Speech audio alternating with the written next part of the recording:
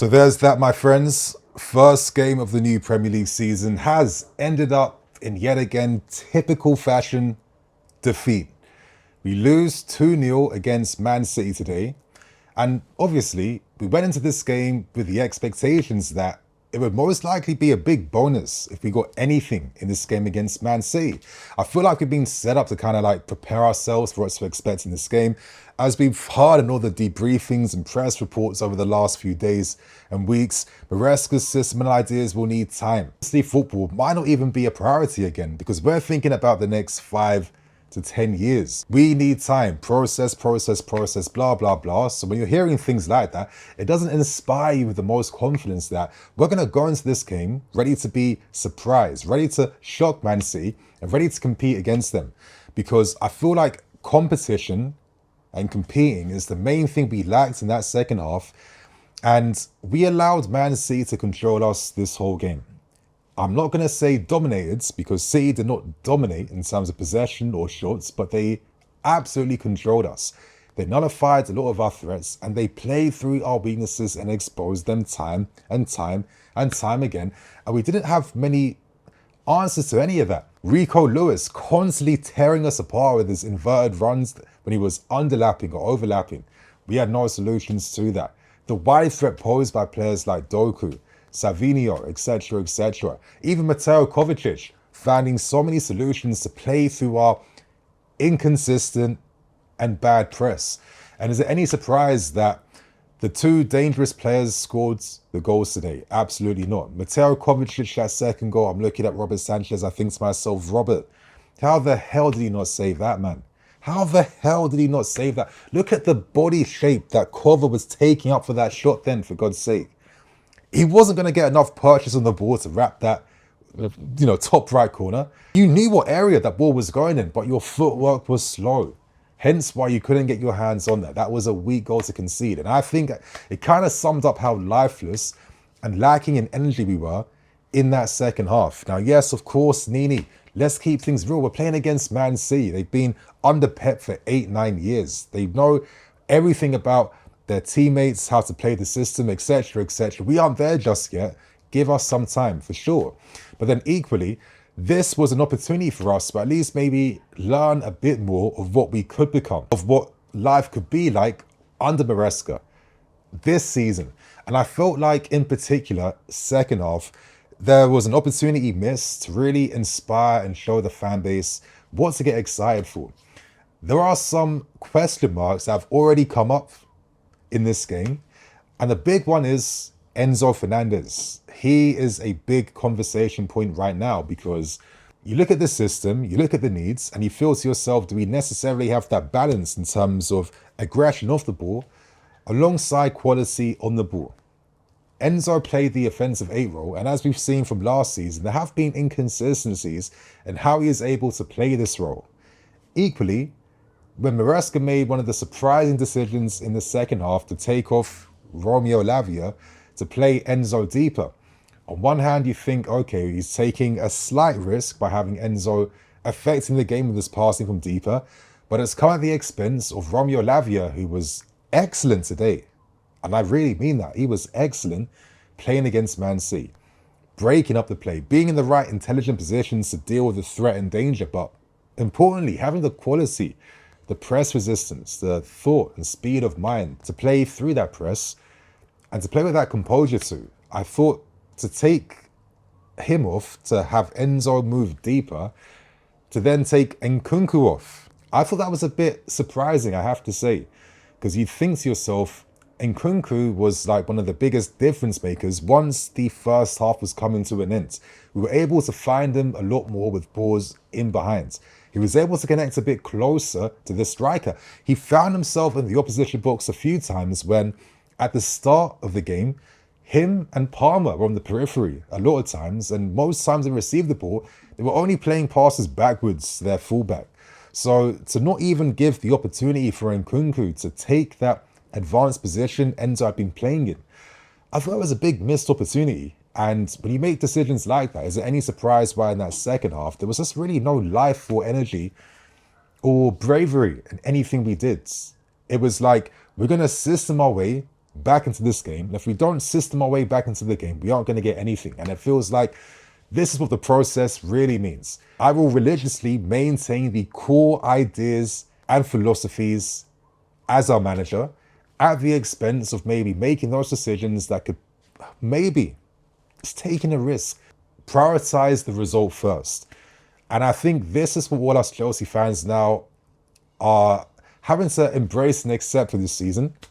And it does feel like a case of Groundhog Day, because this was the exact same position we were in last season.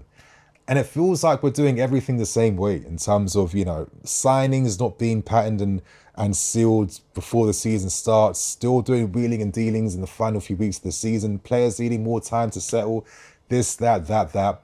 And it will come at the expense of everything. And it now means that we have to wait again, probably like last season, until the halfway point of this season to be able to see some life in the team. But I'll hold my hands up. Maybe I'm being a little bit cynical based on what we're seeing against City today, because let's keep things real. We're playing against the reigning champions 4 years in a row, the best team in this country, one of the pinnacle teams in the world. So this is like one of the hardest tests straight off the bat when you're up against Man City, right? So should we have like a bit of grace for the team? Because this was a very difficult challenge to begin with, on top of the fact that as a system, as a team, we haven't really like got used to Maresca's ideas just yet. I can accept and understand that, but I don't know. Equally, when you're a fan, because we're not stupid. We understand the game works, patience, blah, blah, blah. You just want to feel a bit of something. Like we tried to get back in the game.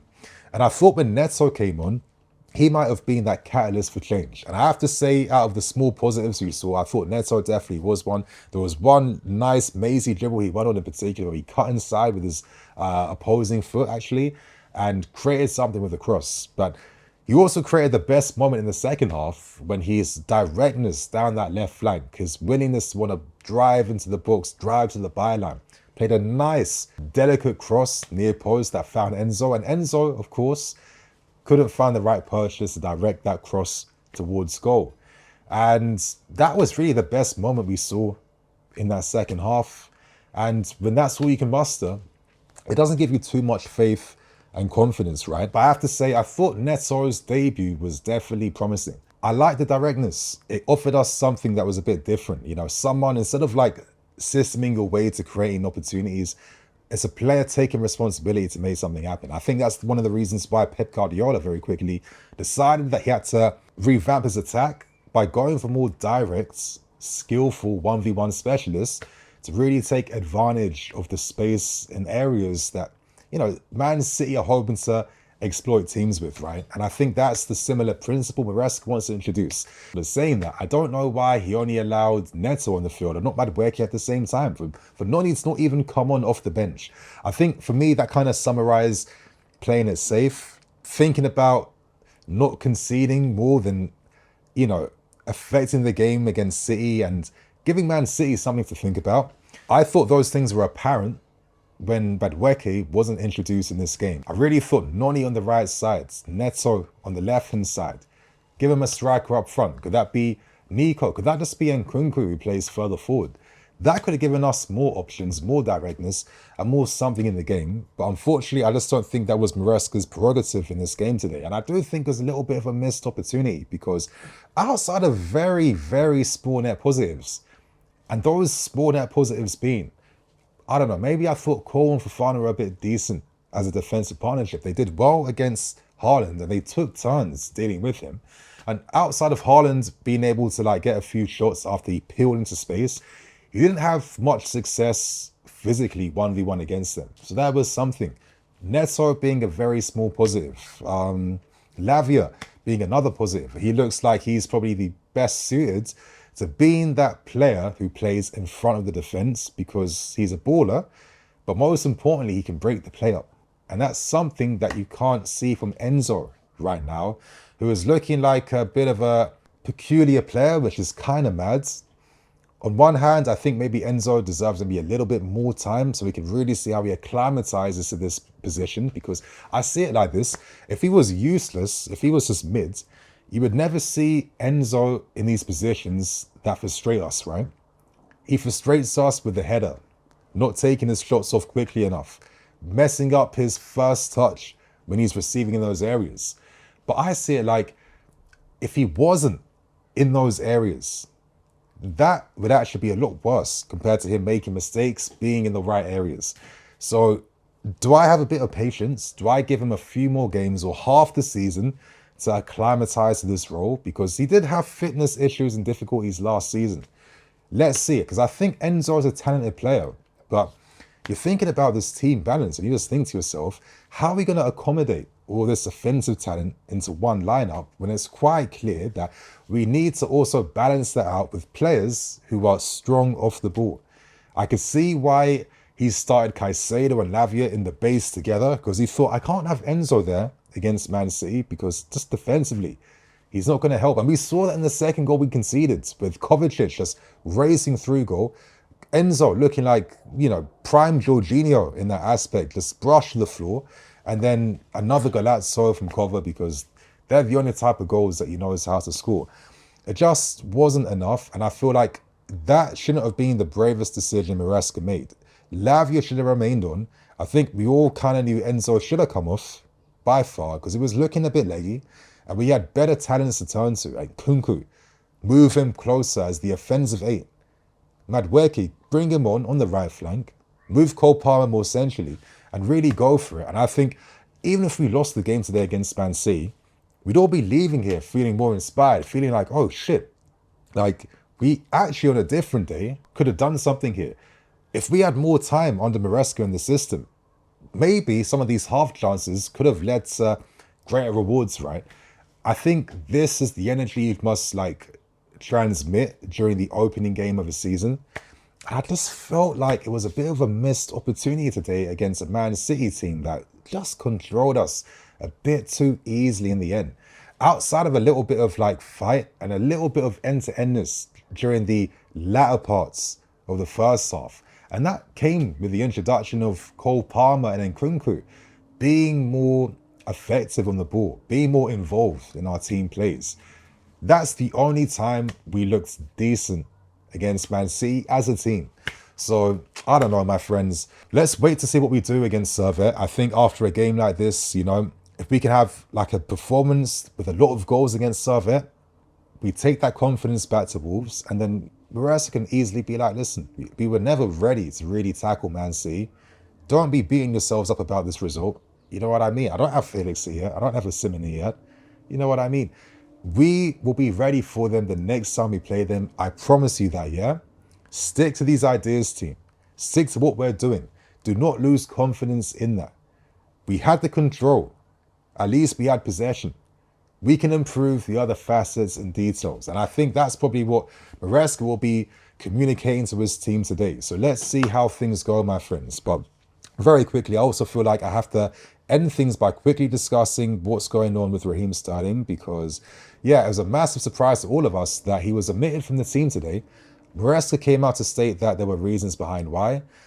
Maybe there were, but then let's not forget Maresca's been hired as the head coach, not the manager. So he accepts decisions passed down to him from above here. And listen, if we're really going to be banking for a Simon, he's going to be the highest earning player by far. There's no way in hell we're going to have both Sterling and a Simon costing us nearly, £750,000 every single week. Costing us how many millions every month from having them both on the payroll.